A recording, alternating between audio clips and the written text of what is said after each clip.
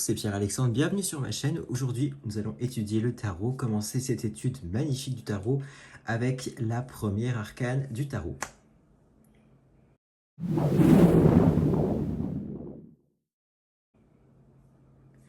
Je vous invite avant tout à vous abonner, mettre un pouce en l'air pour le référencement de cette vidéo si vous souhaitez continuer à l'étude du tarot. Donc je me sers du simple tarot de Marseille, l'ancien tarot de Marseille de chez Grimaud. Voilà, donc c'est le seul, à mon sens, un des seuls qui est utilisable pour l'étude du tarot, tant bien les couleurs sont représentées et tant bien les figures sont respectées. Alors, aujourd'hui on va s'intéresser à la première ou la 22e, tout dépend de comment vous lisez le tarot, mais en tout cas moi je le lis comme ça. Je dirais que c'est la première. Ça peut être le début et le commencement de tout, le fou. Le mat ou the fool, ça va dépendre. Par exemple, si vous utilisez un tarot anglo-saxon, bien souvent, ça ne va pas s'appeler le mat. Vous allez ici retrouver the fool ou le fou. Voilà. Ici, ils l'ont plutôt bien respecté, mais encore, pour étudier le tarot, pour commencer à comprendre le tarot, utiliser un tarot Rider-Waite-Smith sur un fond de sorcière, c'est pas ce qui va vous aider. Après, vous faites absolument comme vous voulez. Moi, je vous invite simplement, voilà, si vous souhaitez apprendre le tarot de Marseille, comprendre, et puis j'allais dire, voilà, avoir des bases claires pour tirer les cartes de tarot. Alors, qu'est-ce que c'est que cette image du mat? Le mat, qu'est-ce que c'est? Avant tout, j'ai envie de vous dire que le mat représente le début et la fin de toute chose. C'est-à-dire que ça peut être à la fois l'arcane numéro 0, il n'y a pas de numéro, on le voit, ou l'arcane numéro 22. Voilà.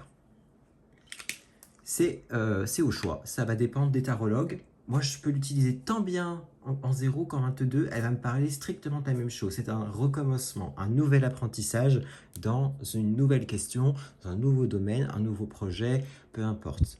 Donc, le fou, c'est l'idée un petit peu quand même de partir à l'aventure, on le voit bien, hein, je veux dire, on va déjà faire l'analyse picturale de l'affiche. On a quand même l'idée de l'avant. C'est un personnage qui marche vers l'avant, d'accord? On a quand même cette idée-là, déjà, pour commencer. Donc, c'est l'idée d'aller vers l'avant. On a également l'idée, bon, il doit appeler le fou, c'est pas pour rien, c'est qu'en fait, on part avec un paluchon, des vêtements faits de, voilà, de briques et de broc, hein, avec un chien qui vient un petit peu nous mordre le pantalon. En fait, on voit bien que ce fou, il a son petit bâton de pèlerin, là. C'est pas le plus riche du tarot, d'accord? On est sur un début de quelque chose, c'est-à-dire que c'est même pas enclenché, d'accord? On est sur un genre de... Moi, je pense que c'est la carte de l'inertie. Franchement, je vous l'appellerais comme ça, l'inertie. Pour moi, c'est ce mot-là qui représenterait le mieux la carte du fou. C'est l'inertie, c'est le début, c'est de toute chose. C'est même avant les premières idées, avant les premières choses. C'est en tout cas ce que nous apporte ce côté du tarot, c'est l'inertie.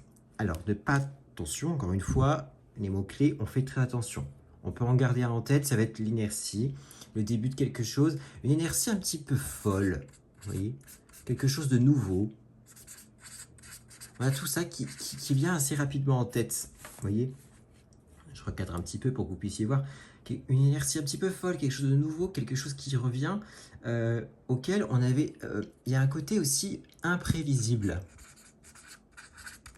C'est-à-dire que hier, on n'y pensait pas et aujourd'hui, on y pense. C'est l'imprévisibilité du tarot, du mat. C'est le début de quelque chose qui n'était pas prévu hier. Voilà. Alors, encore une fois, vous allez me demander les mots-clés, Alexandre. Alors, les mots-clés, je veux bien vous en donner quelques-uns pour vous faire plaisir, mais je vous rappelle que l'analyse picturale est avant tout plus importante. Donc, on va commencer par ça, d'accord? Donc, qu'est-ce qu'on a? On a des vêtements. Déjà, pour commencer, on a du rouge. Le fou et le mat, en tout cas, est paré de rouge et de bleu. Hein. Donc, il est en tout cas sur le haut du corps en rouge. L'action. L'action, c'est le rouge. D'accord? C'est la carte du mouvement, le rouge. Ok? Et il a aussi un peu du bleu au niveau des jambes.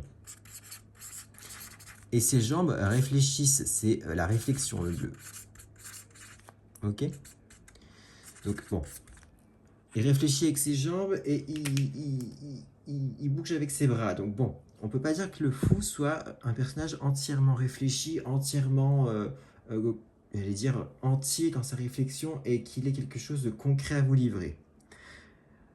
Encore une fois, qu'est-ce qu'on remarque? Qu'il y a un animal qui lui saute dessus. On voit bien que ça peut être un petit peu précipité, mais en tout cas, c'est une carte très importante dans le tarot où on voit les pieds.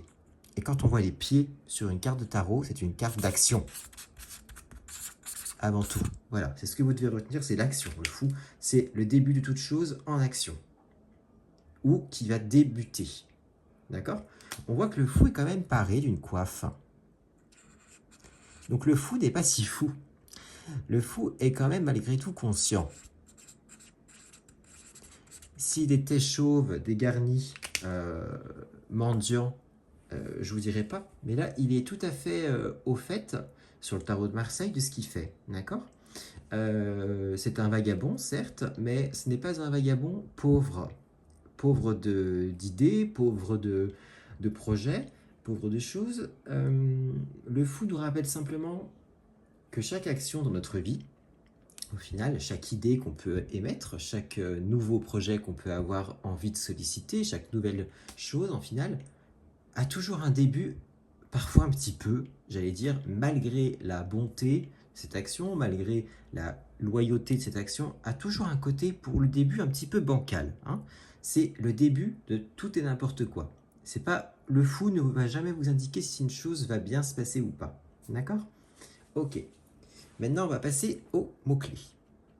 Le fou est un bouffon, malgré tout, l'idée de la bouffonnerie, c'est-à-dire l'idée qui n'est pas tout à fait, j'allais dire, comme on l'a dit tout à l'heure, tout à fait conçue. Hein. On imagine bien qu'en Italie, à l'époque, c'était un petit peu ça. Ce qui était un petit peu édicté sur ce jeu, c'est que c'était bon, une personne qui avait certes peu de jaune. Le jaune représente un petit peu l'intellect, j'allais dire aussi tout ce qui est en rapport avec je dirais pas l'intelligence, mais le côté un petit peu intuitif, le côté royal, le côté un petit peu relié au divin aussi. Voilà, c'était un petit peu ça. Et on voit qu'il, lui, il est paré, il a juste sa coiffe qui est parée à ça, donc ce qui est extrêmement important, parce que c'est quand même son visage.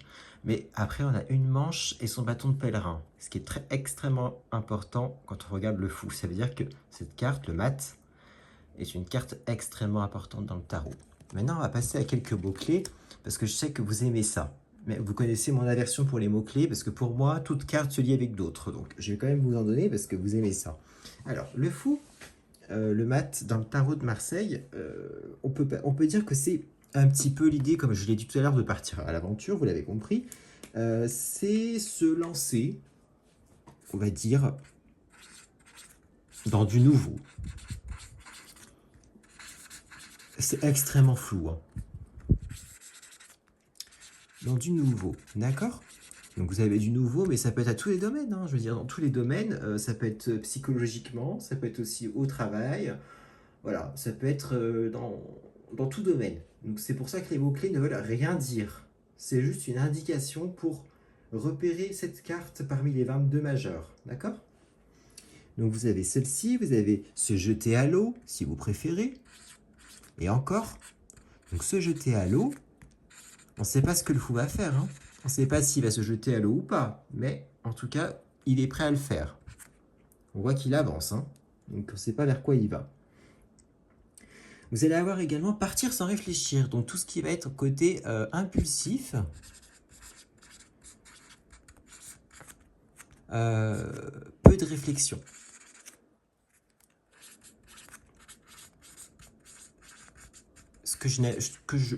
Chose que je ne trouve pas totalement vraie, parce que le fou a quand même une coiffe jaune. Dans le tarot, la coiffe jaune indique quand même que le fou, le mat, n'est pas si fou que ça. Ça reste malgré tout des anciens, des anciens mots. Le mat, le fou, c'était des anciennes significations. Il sortirait maintenant, le tarot, il s'appellerait tout à fait autrement, cet arcane. partir sans réfléchir ou s'en moquer, par exemple. Ça peut être vrai, ça s'en moquer, se moquer de la vie des autres ou de ce que pense l'autre. Oui, ça c'est vrai. Euh, Encore une fois, n'oubliez pas, quand vous avez un arcane du tarot, que ce soit un arcane majeur ou un arcane mineur, il faut absolument que vous lisiez à minima avec une autre carte. Parce que par exemple, si vous tirez le fou et la seconde carte qui est le battleur, vous vous en allez vers un projet qui va fortement être intéressant pour vous, parce que vous avez déjà tous vos petits outils sur la table. Donc il semblerait que votre projet, il a de grandes chances de réussir si vous décidez de vous y mettre. Vous voyez. Mais par contre, si vous me faites ça, vous allez un fou vers la justice. Alors là, on a quelques petits soucis. Un mat n'est pas insuffisamment préparé, insuffisamment protégé, insuffisamment ce que vous voulez. Il manque tout ce qu'il va falloir pour trancher. Je veux dire, c'est comme si vous alliez au casse-pipe. C'est un petit peu l'idée, d'accord? Donc, toujours lire les cartes à minima par deux, d'accord? Au niveau du tarot de Marseille et à minima vers les arcanes mineures. Ça, vous pouvez aller vers le pendu, c'est-à-dire que votre fou se lance à nouveau vers dans un schéma où il sera plus statique, où il aura besoin de voir les choses sous un autre angle, par exemple, où il aura besoin d'un cadre, s'il va vers le pendu. S'il s'en va vers le monde, l'autre, l'avant-dernière carte, et bien là, pour le coup, il s'en va vers quelque chose au final qui le dépasse complètement. C'est-à-dire que la carte juste avant, donc en fait, il retourne avant vers quelque chose. Donc on peut voir ça comme une régression ou au contraire comme une progression mais extraordinaire. Donc ne jamais juger le match, le fou de foule à sa couverture. Ce n'est pas forcément un impulsif, un pauvre mendiant qui part avec son baluchon. Non, il y a des mots-clés. Encore une fois, je vous invite à faire attention aux mots-clés et toujours lire les cartes par association.